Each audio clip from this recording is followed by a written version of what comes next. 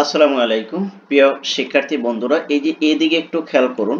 School কলেজে এক মাদ্রাসায় ভিন্ন পদ্ধতিতে প্রবেশ পর্যায়ে শিক্ষক নিয়োগ পরীক্ষা। অর্থাৎ আপনারা অনেকে আমাকে বলেছিলেন যে ভাইয়া এনটিআরসির যে নতুন ধারায় যে পরীক্ষাটা হবে এটা কোন সিস্টেমে হবে, সেটা কিন্তু আজকে কিন্তু এ টু জেড ক্লিয়ার করে দেব।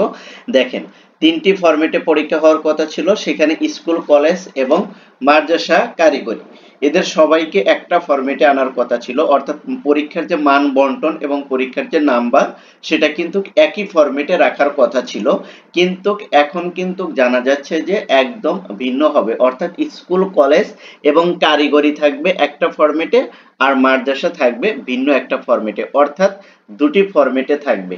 এই দুটি ফরম্যাটেই কিন্তু সামনের যে শিক্ষক নিবন্ধন পরীক্ষাটা আসছে সেটা কিন্তু সম্পন্ন করা হবে। তাহলে চলুন আমরা জানি যে কোন কোন ফরম্যাটে স্কুল কলেজে কোন ফরম্যাট থাকবে এবং মাদ্রাসায় কোন ফরম্যাট থাকবে, আর কারিগরি শিক্ষার্থী যারা রয়েছে তাদের কোন ফরম্যাটে থাকবে, সেগুলো আমরা এ টু জেড জানার চেষ্টা করব আজকের এই ভিডিওটিতে। একটু খেয়াল করে এখানে একটু দেখেন যে বেসরকারি শিক্ষা প্রতিষ্ঠানে প্রবেশ পর্যায়ে শিক্ষক নিয়োগের নিবন্ধন নীতিমালার খসড়া অনেকটাই চূড়ান্ত করেছে বেসরকারি শিক্ষক নিবন্ধন ও প্রত্যয়ন কর্তৃপক্ষ এনটিআরসি। অর্থাৎ এনটিআরসি বলছে তারা যে উদ্যোগ নিয়েছিল, নতুন নিয়মে যে পরীক্ষাটা নেওয়ার কথা ছিল সেটার কিন্তু মান বন্টনটা কিন্তু, অর্থাৎ পরীক্ষার যে নম্বর সেটা কিন্তু অলরেডি কিন্তু তারা চূড়ান্ত পর্যায়ে চলে গেছে। অর্থাৎ তারা সেটা চূড়ান্ত করে ফেলেছে। এই নীতিমালায় স্কুল কলেজ কারিগরি প্রতিষ্ঠান এক ধরনের এবং মাদ্রাসার জন্য পৃথক ধরনের পরীক্ষা পদ্ধতি নেওয়া হবে। এটা আমাদের অনেকেরই টেনশন ছিল যে আসলে পরীক্ষাটা কোন পদ্ধতিতে হবে, কত মার্কের হবে, এটা নিয়ে কিন্তু অনেকেই আমাকে অনেকভাবে জিজ্ঞাসা করেছেন। তাদের জন্য আজকের এই ভিডিওটা হতে যাচ্ছে সব কোশ্চেনের আনসার। দেখেন এখানে বলা হয়েছে যে স্কুল কলেজ এবং কারিগরি এই তিনটা ফরম্যাটের জন্য এক ধরনের প্রশ্ন পরীক্ষা হবে, আর হলো আপনার হলো মাদ্রাসার যারা শিক্ষার্থী রয়েছে তাদের জন্য একটা পদ্ধতি হবে এই পরীক্ষা পদ্ধতি। তাহলে কি কি পদ্ধতি হবে? দুটা পদ্ধতি হবে। একটা পদ্ধতিতে থাকবে হলো স্কুল কলেজ এবং কারিগরি প্রতিষ্ঠান, আর একটা পদ্ধতিতে থাকবে হলো মাদ্রাসার শিক্ষার্থীরা। ওকে, এই দুটা পদ্ধতিতেই কিন্তু আগামীতে শিক্ষক নিয়োগ নিবন্ধন যে আসতে যাচ্ছে সেটা কিন্তু এই দুটি পদ্ধতি ফলো করেই কিন্তু করা হবে।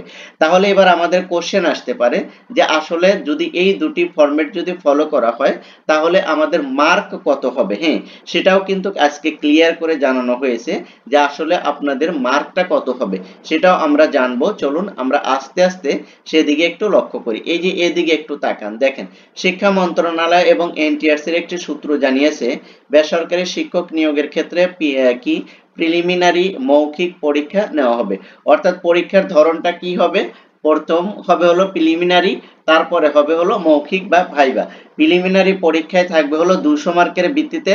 স্কুল কলেজ এবং কারিগরি নিয়োগের ক্ষেত্রে 200 নম্বরের মধ্যে থেকে 100 নাম্বার থাকবে হলো বিষয়ভিত্তিক, আর অবশিষ্ট যে 100 নাম্বার থাকবে সেটা কিন্তু বাংলা, ইংরেজি, গণিত এবং সাধারণ জ্ঞানের উপর থাকবে। অর্থাৎ চারটা বিষয়ের উপর থাকবে, 4 25 100, আর আপনার সাবজেক্ট ভিত্তিক সেখানে থাকবে হলো 100 মার্ক।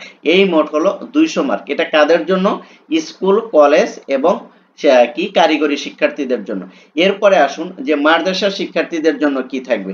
দেখেন মাদ্রাসা শিক্ষার্থীদের ব্যাপারেও এখানে বলা হয়েছে। এই যে এখানে একটু খেয়াল করুন, মাদ্রাসা শিক্ষার্থীদের জন্য নাম্বারের যে পার্থক্য থাকবে সেটা হলো 200 নাম্বারের, তাদেরও 200 নাম্বার থাকবে, কিন্তু তাদের 140 নাম্বার থাকবে হলো বিষয় ভিত্তিক। অর্থাৎ যে যে বিষয় থেকে অনার্স মাস্টার্স বা কামিল কি ফাজিল এবং কামিল করেছে তাদের জন্য থাকবে হলো সাবজেক্ট ভিত্তিক থাকবে হলো 140 মার্ক, আর অবশিষ্ট যে 60 মার্ক থাকবে সেটা থাকবে বাংলা, ইংরেজি, গণিত ও সাধারণ জ্ঞান। অর্থাৎ তারা আমাদের চেয়ে সাবজেক্ট ভিত্তিকে যে বিষয়টা রয়েছে সেখানে তারা 40 মার্ক বেশি পাবে, আর আমাদের যে জেনারেল যে বিষয় রয়েছে অর্থাৎ বাংলা, ইংলিশ, অঙ্ক, সাধারণ জ্ঞান এখানে তারা 60 মার্কের পরীক্ষা দিবে।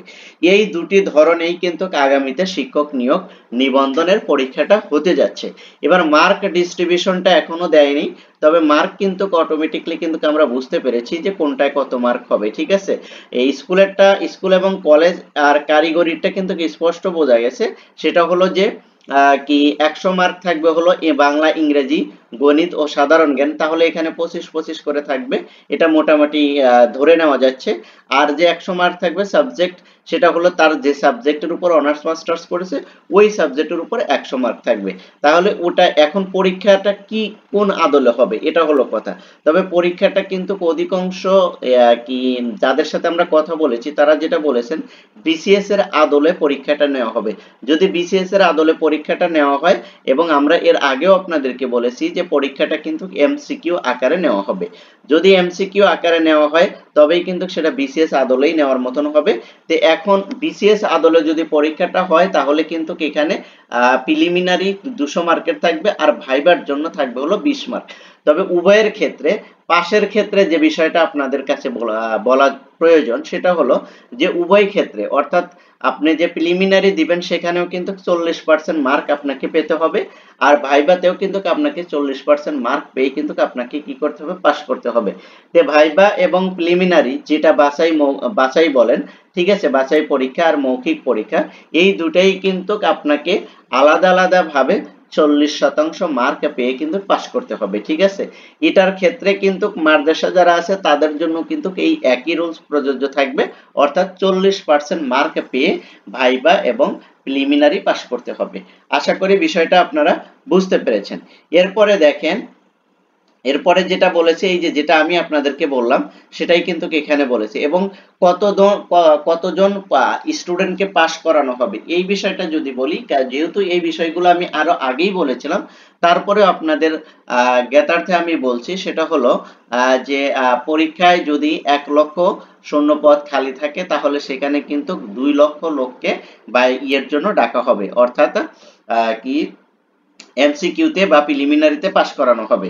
তারপরে কি করা হবে, তারপরে এই ভাইভাতে যাদেরকে ডাকা হবে, অর্থাৎ এই 2 লক্ষকে তো ভাইভাতে ডাকবেই, এবং 1 লক্ষ পদের বিপরীতে আরো 20% বা 20% বেশি ভাইভাতে টিকানো হবে, অর্থাৎ 1 লক্ষ পদের বিপরীতে 1,20,000 স্টুডেন্টকে সেখানে চান্স পাওয়ানো হবে বা টিকানো হবে, ঠিক আছে।